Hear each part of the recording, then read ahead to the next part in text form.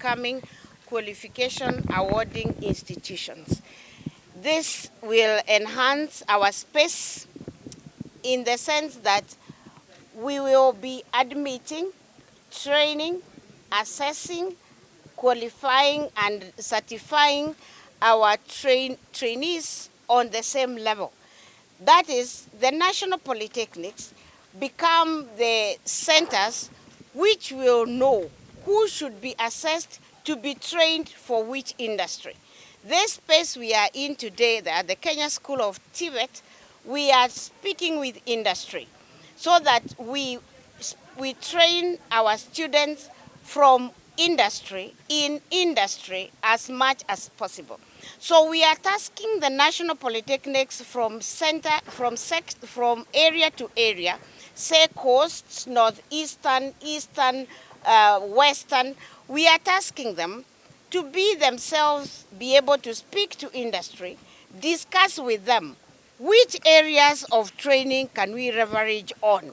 That way, the national polytechnics will be able to have the trainees in their area who they are taking through a training that is already discussed with industry, and they'll be able to therefore put them on in industry, and the assessors, the examiners who are going to be in place therefore are well known who they must be, because that is an area where we must not go wrong. So having the national polytechnics at qualification awarding institutions will ensure that we are assessing our trainees as they should be assessed practically, not theoretically, as we have been doing before to a large extent.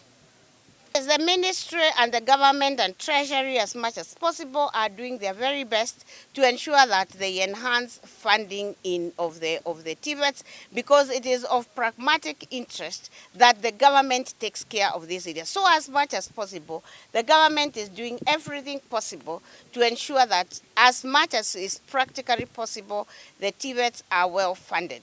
But over and above that, we are also encouraging our institutions as much as possible to enhance their A&A, to think without the box. How can they be able to upstage their income as institutions? Because in our institutions, we have machinery, we have farms, some institutions have got a lot of land, and all that we can use on. And we have got very knowledgeable people in our institutions who can be able to come up with ways and means of institutions making their own money. So in as much as we are hoping that the government can have funds to enhance our institutions, on our area, we also want to encourage ourselves to do the best we can to be able to enhance our own A&A.